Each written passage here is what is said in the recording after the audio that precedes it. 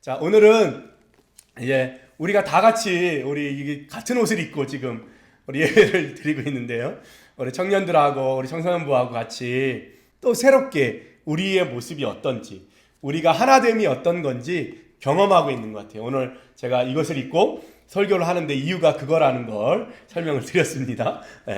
여러분 올해 또 내년 2024년도 우리 교회표가 새 노래로 노래하는 뉴송싱이 여러분의 삶에 정말 한 번도 경험해보지 못했던, 한 번도 꿈꿔보지 못했던 인생이 여러분 앞에 펼쳐지기를 예수님의 이름으로 축복합니다.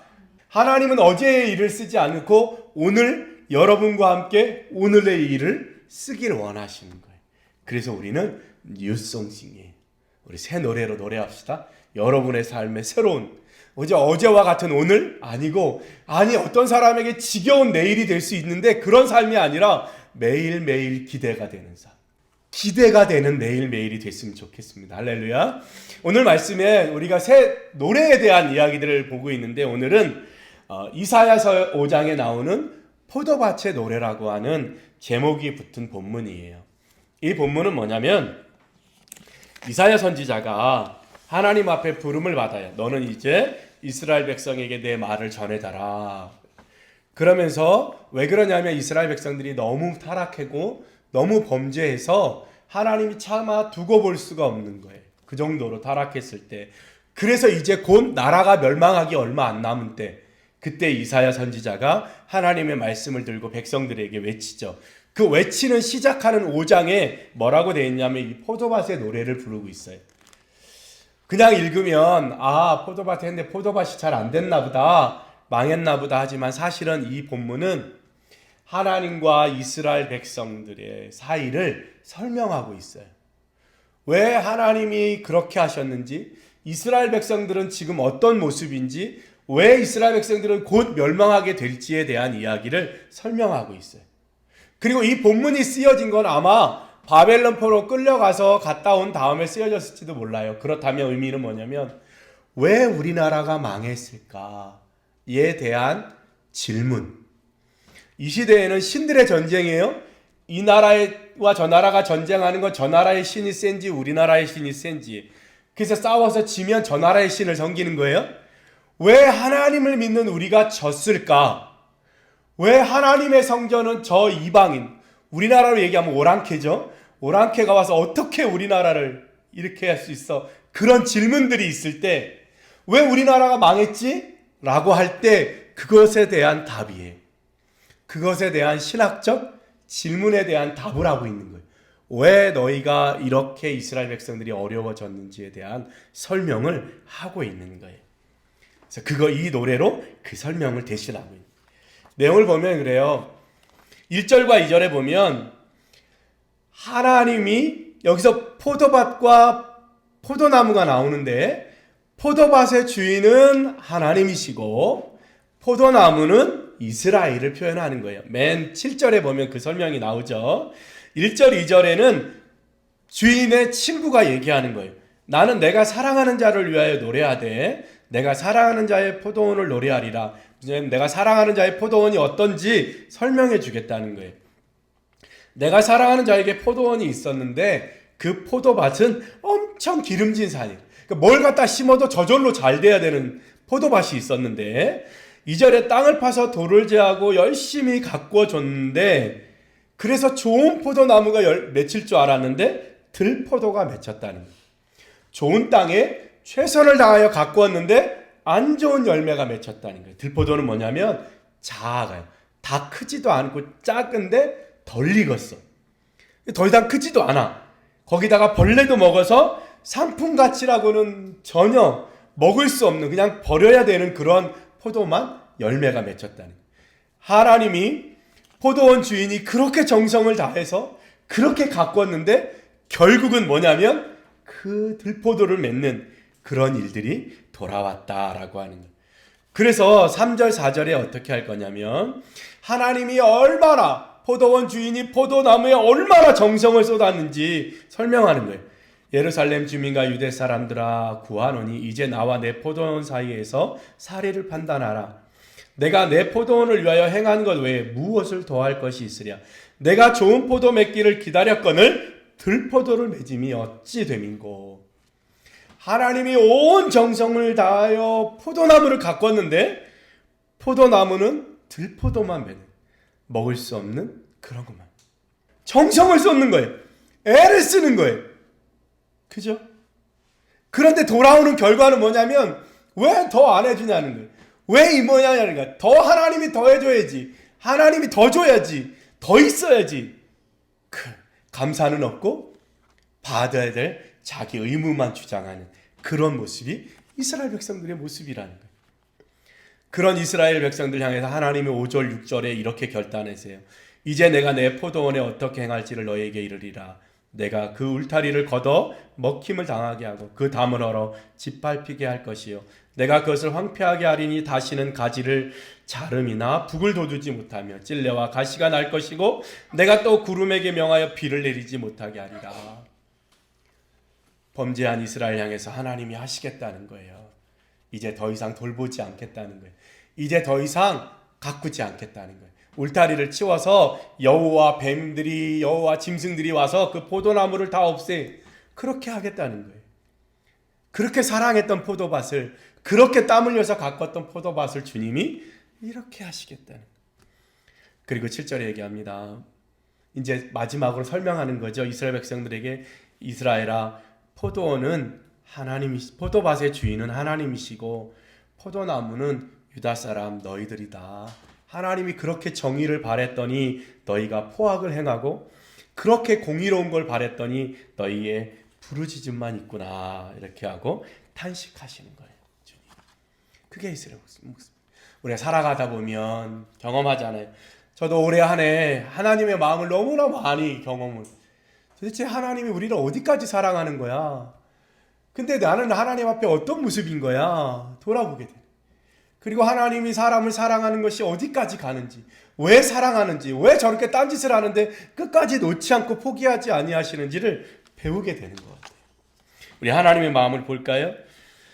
이 짧은 7절 가운데 하나님이 기다린다, 바란다, 고대한다 이 말을 4번이나 하세요. 5장 2절에 보니까 좋은 포도 맺기를 바랐더니에 동그라미 치면 돼요. 4절에 보니까 내가 좋은 포도 맺기를 기다렸거늘. 7절에 정의를 바랐더니, 그 다음에 공의를 바라셨더니. 바라고 기다리고 바랬다. 이렇게 이게 주님의 마음. 기다리고 또 기다리고 또 기대하고 또 기대하고 언제쯤 나에게 돌아올까? 언제쯤 나의 사랑을 알게 될까? 언제쯤 나는 내 삶이 힘들어라고 말하는데 하나님 감사해요. 하나님 왜 나한테 이랬어요? 라고 하는 사람이 언제쯤 하나님은 늘 옳습니다 고백할까? 기다리고 기다리는 하나님의 마음이에요. 기다리고 기다리는 거예요. 좀 돌아왔으면 좋겠는 거예요. 마음을 조금만 바꾸면 될 텐데 기다리고 바라. 하나님은 여러분을 절대로 포기하시는 분이 아니에요. 여러분이 죽을 때까지 하나님은 끝까지 숨 넘어가기 전까지 나무에 달린 옆에 달린 강도에게도 하나님이 천국을 허락했던 것처럼 여러분에게 끊임없이 기다리고 끊임없이 바랄 거예요. 기다리고 부모의 마음이잖아요. 그죠? 언제까지 그게 주님의 마음이에요. 근데 안 돌아오죠. 그죠? 끝까지 안 돌아.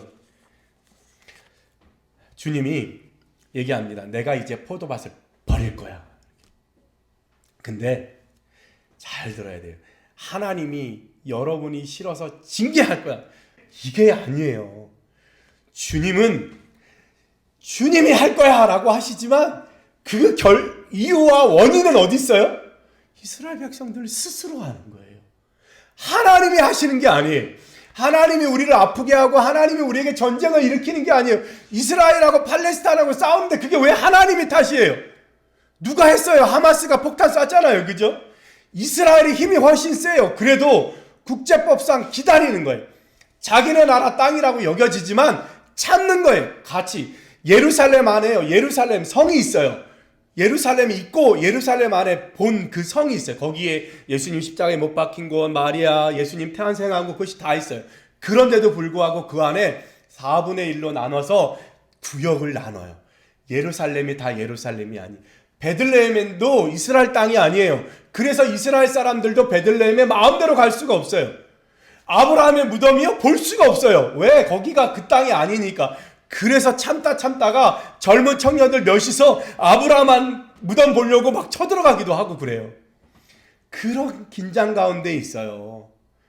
그런데 폭탄을 날렸으니 이스라엘이 참아요? 안 참아요. 훨씬 세거든요. 그냥 주님이 하시는 게 아니에요. 근데 왜 주님은 이렇게 말해요? 미리 알려주는 거예요. 야, 니네 그렇게 하면 이런 일이 있을 거야. 그런데 죄 짓는 사람은 안 들려, 이게. 안 들려. 몰라. 나도 모르게 저절로 그 길을 향해서 가요. 그게 좋아요.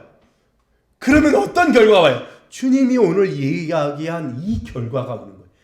반대로 얘기하면 뭐예요? 주님이 얘 다 망하게 할 거야. 이게 아니라 망하면 안 돼. 니네 힘들어질 거야. 힘들면 안 돼. 마치 주님이 어떻게?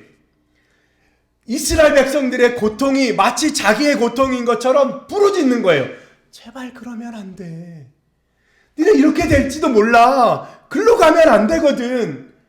하나님이 그렇게 만드는? 아니요.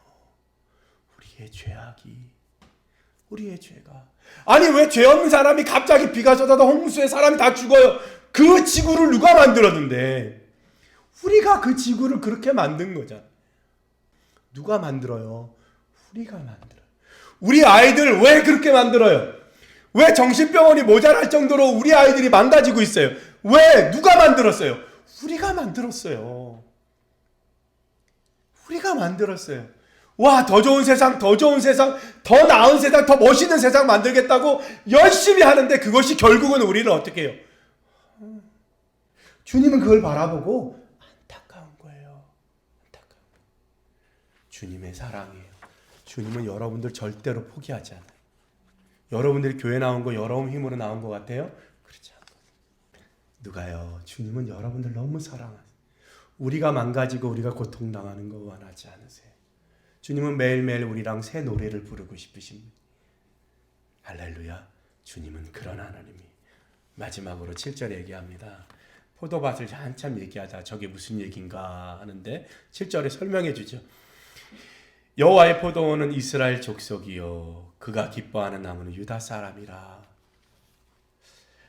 사무엘하 12장 7절에 보면 다윗이 밧세바를 범하죠. 우리아의 아내 밧세바를 범하고 그 범한 거를 감추려고 밧세바의 남편인 우리아가 굉장히 훌륭한 장군이에요. 충성스러운 장군이. 집에 들어가 쉬라고 해도 집에 절대로 안 들어가요. 왜냐하면 밧세바하고 같이 범했기 때문에 그걸 감추려고 우리아가 밧세바하고 들어가서 밤을 보내면 이게 감춰질 줄 알았어요. 그래서 집에 가라 그랬더니 이 우리아 장관이 가면 문 밖에서 자요. 자기는 전쟁 중에 잘 수 없다는 거. 이렇게 충성된 장군이 너무 충성되니까 죽어야 되잖아요. 그래서 전쟁에 내보낼 때 혼자 맨 앞에 쓰게 해요. 그래서 죽이죠. 그걸 아무도 모를 줄 알았어요. 근데 나단 선지자가 오죠. 하나님의 명령을 듣고 와서 왕이여 잘 지내셨습니까? 선지자님 어서 오십시오. 선지자가 얘기합니다. 왕이여 어떤 사람이 있는데 그 사람은 부자인데 그 옆집에 가난한 사람이 살고 있어요. 그 부자는 소와 양이 많은데 그 가난한 사람은 겨우 한 마리 암양 하나 있습니다.